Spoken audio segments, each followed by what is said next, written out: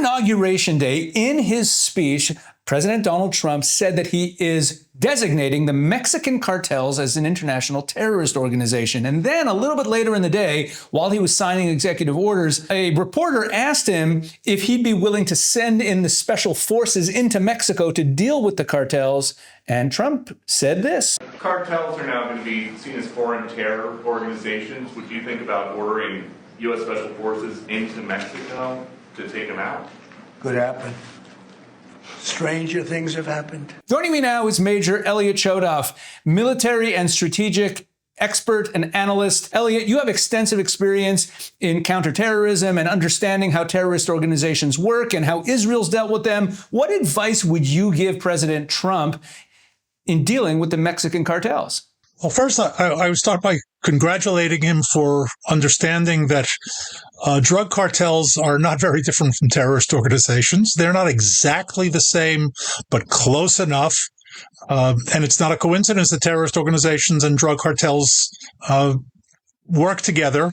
We've seen jihadi organizations, Hezbollah, Al-Qaeda operating with the cartels in northern Mexico.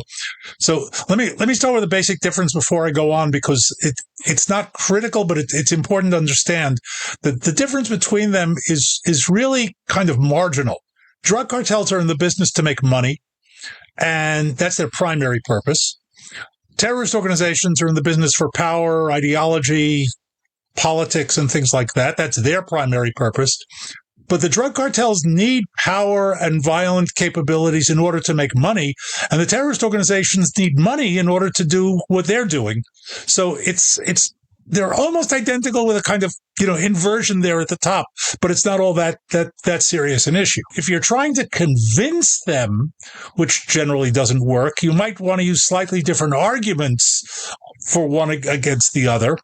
But if you're going to go after them kinetically, which I heartily support, in other words, go after them with force, it doesn't make all that much of a difference. That's first and foremost. One of the big differences between the terrorists that we face here in Israel and the drug cartels that America faces in Mexico is that America is not at war with Mexico. And, Karl von Clausewitz, the German strategist, wrote that war is an extension of policy by additional means. You just don't go to war in a vacuum. You've got to operate within a grander context, because frankly, and we've seen this more than once in history, you can win the battle and lose the war if you don't think strategically. So, and the war isn't just, the drug cartels in Mexico. So an issue that Israel doesn't have with terrorists in Lebanon, for example, since we don't have any relations with Lebanon, they don't recognize our existence, or with Gaza, for example, is different from dealing with the terrorists in Egypt, in Sinai, where we do have a peace agreement, and we have operated in Sinai with the invitation of the Egyptians against Al-Qaeda. But you don't want to, take on Al-Qaeda in Sinai and end up making an enemy of a country that you want to be at peace with.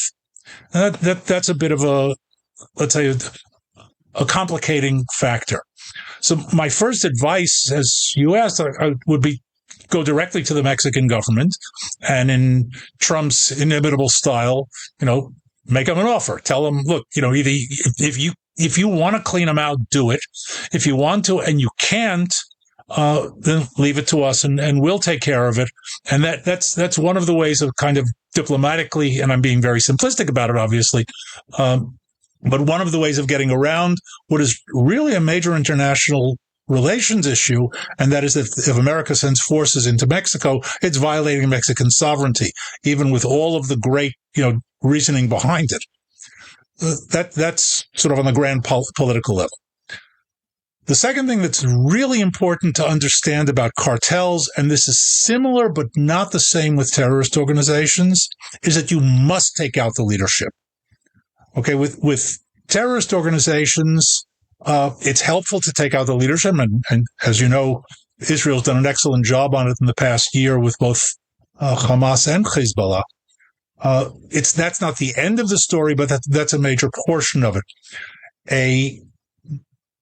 Simply taking down major portions of a drug cartel will have very little impact, because you can always buy more troops. And here's where the difference between the two types matters. You need believers of some sort in terrorist organizations, and they may not be fanatical believers. You can buy belief up to a certain level, but they've got to be with you somehow. With drug cartels, it's free market. It's, go out there, offer them money, offer them perks, offer them power. There are plenty of disaffected people, young people out there. Let's be serious. Young males are disaffected almost by definition, who can be bought in and brought in.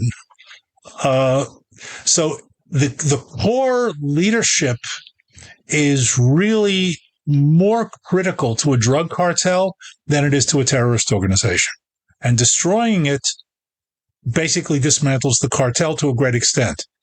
Now, last but not least, that's not necessarily the end of the story, because there's a market out there. And if there's a market, so there will arise new cartels to fill that market. It's an ongoing thing, and it also means drying up the supply centers, the logistical sources, getting the stuff from point A to point B, processing, and so on and so forth. But smashing the core, smashing the leadership is certainly a major step forward, at least in dealing with in the short to medium term. Yeah, then there's also the issue of their money. One of the things that Israel went after when they were taking down the Hezbollah infrastructure in Lebanon was not only killing all the leaders, but they also went after Hezbollah's financial assets. Yes. And yes. I would imagine that the same could be said of the cartels. They obviously have their money somewhere. Correct. It's got to be a full court press.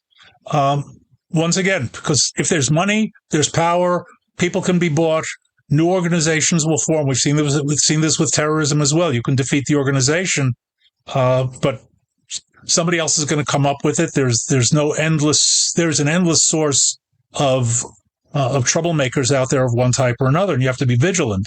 But if we're talking about, as Israel has done this past year with Hamas and Hezbollah, lowering the level of intensity, bringing it down to a weakened point where further steps will be needed, but not on the same level of intensity. The same applies to drug cartels in northern Mexico. They basically own that part of the country, and they have power. So the idea of special forces or military force to go in there and break into it is also important. Let me just add one other point, and I think this is critical. There's another very important difference that needs to be considered, and that is that the population of northern Mexico are truly innocent victims.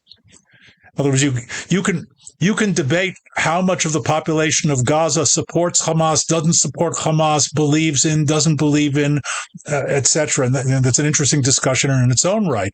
And I'm not saying that civilians aren't non-combatants; they are. But here we're talking about truly innocent victims of an area that was taken over by criminal gangs, and these people are not supporters. They don't have any way of dealing with them.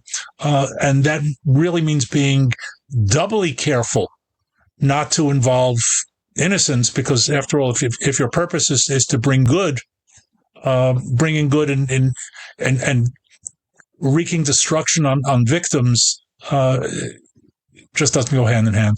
Yeah, in other words, what you're saying is that the fact that the population of Gaza overwhelmingly elected Hamas as their government, whether they, regret that choice or not, it simply, from a legal perspective, from an ethical perspective, it puts the civilian population in a different category than northern Mexicans who do not want to be under the thumb of these criminal gangs.